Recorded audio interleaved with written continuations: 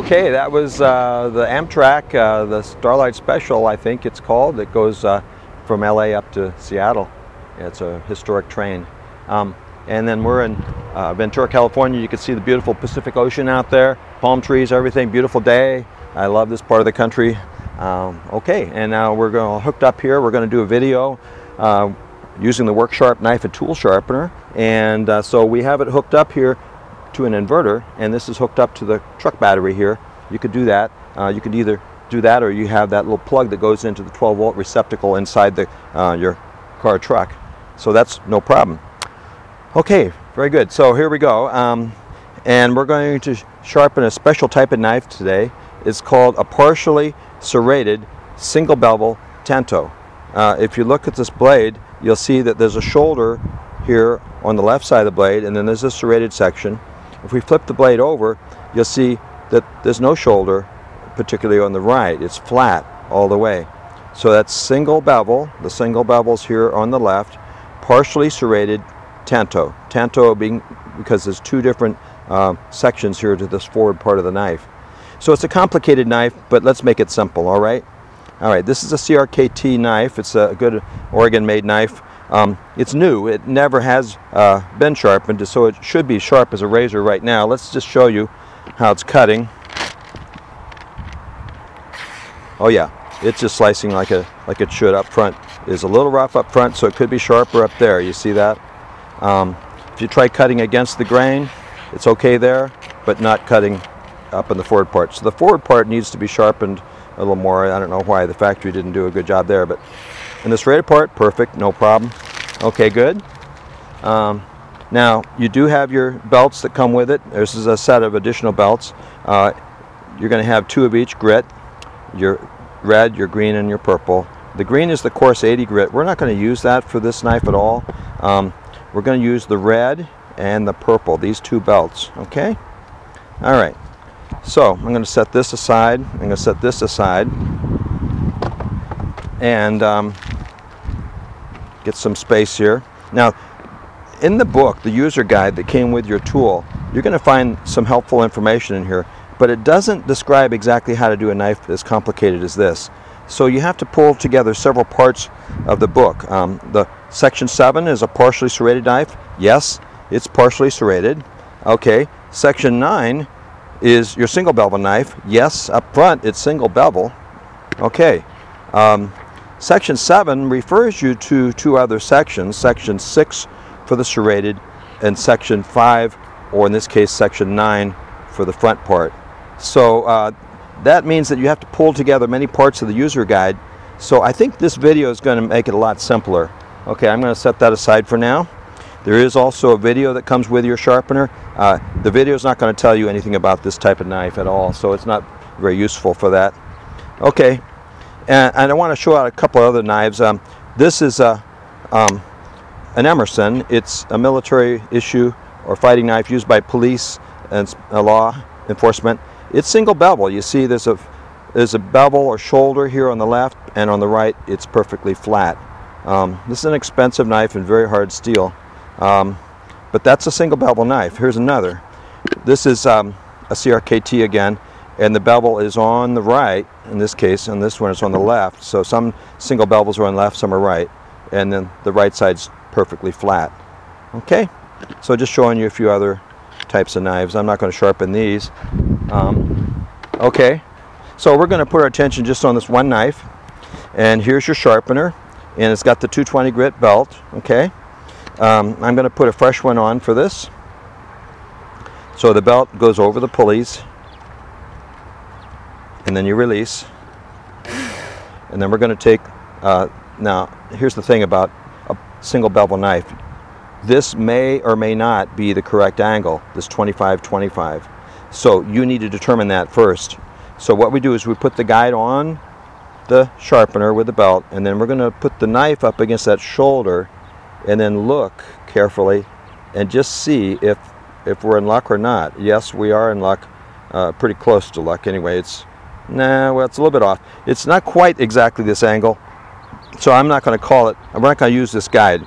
So on single bevel knives, you do need to match the existing angle there as much as you can. So we're going to see, now here's how you do this. If this is 25 degrees, okay, then this would be more like 23 or 22. That's where it really is.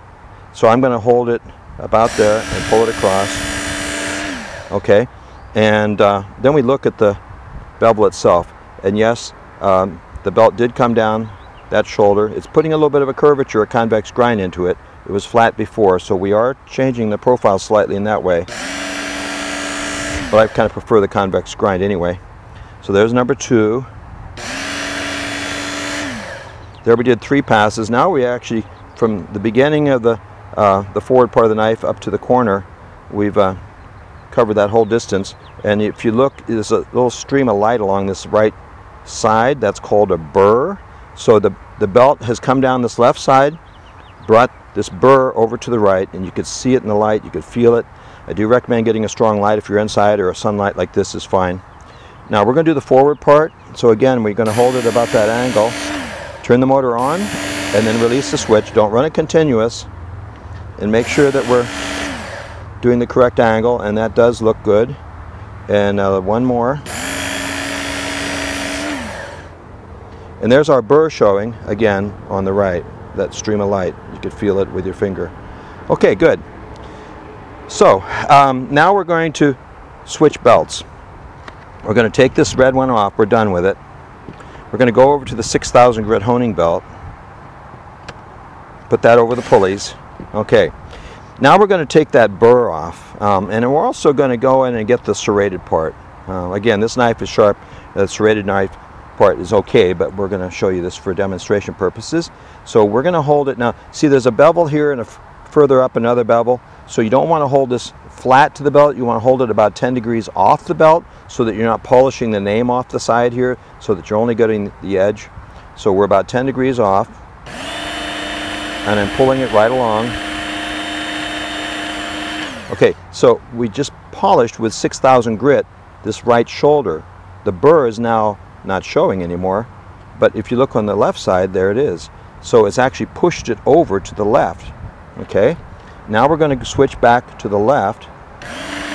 Here we're doing it about 23 degrees, 22 degrees, whatever we were holding, and now that's pushed it from the left over to the right. I don't know if you can see it there, that little stream of light. And then we're going to push it at 10 degrees back over to the left side, and then we're going to push it at 22 or 23 degrees here over to the right. So this is called stropping, where you go left side and then right side. By the way, I'm turning the knife back and forth to stay on this side, the downside of the belt in this case. There's the right side. That brings the burr to the left. Left side brings the burr to the right. Now you keep this up back and forth until the burr is gone. And I'd keep stropping even after that. Now there's a tanto here, so you can do it in 2 sections. I'd probably recommend that. There and then up here. Let's do it that way. That's probably the preferred. With the 6,000 belt, it's not going around that corner, but it's a polishing belt. But I don't want to create any bad habits, so let's do it this way. Again, 10 degrees here, and 23, 22 degrees there. 10 degrees here, and 22, 23. Now, I've noticed that the burr is gone. There's no burr left anywhere on this knife. If you test it on the nail, there's no resistance. It's cutting, it's holding its place. It's not sliding down the nail. Okay? So we've got this razor sharp, and I'm going to show you that on the paper test in a minute. But let's do the serrated part. This is section 6 in the book. We're going to polish the back side. There's just a tiny bit of a little burr here from manufacturing. So again, we hold it at about 10 degrees off the belt, and we're just running it back and forth. I'm not using the guide, and we're polishing the back side of the teeth here a little bit, okay? Again, this knife is sharp, so it's not going to take much. That's actually enough. So that will bring sharpness into the teeth. All right. Now, I think we're pretty much done. Let's see how it's cutting, just to see the after test here. Okay, so again, this is called razor sharp, but up front where it wasn't cutting before too well, I mean it was cutting but not really smooth, it's now cutting really nicely. This is a Tanto. A Tanto knife is designed for fighting. It's stabbing and slashing, so it does that really well. The serrated part, of course, was in good shape. It's still in great shape, no problem there. This whole knife is razor sharp from the heel back here up to the tip. And keep in mind, you know, we did this entire right side was flat, so that was easy in a sense because you treat it in the same way. But this side we have the serrated and then 2 sections in the Tanto. Okay, so there you go. That's how you sharpen a partially serrated single bevel Tanto knife. Yeah, check my website, you know, www.appcat/SharpEasy. Maybe that's where you went to see this. And then you'll see my show schedule and ways to get in touch with me and all that, and links to my Facebook page and other things. Appreciate your interest in this. Stay sharp, guys, and I'll let you take a look at the skyline here in lovely Ventura with the seagull flying, the flag flying, the palms and the ocean there. There you go. Take care.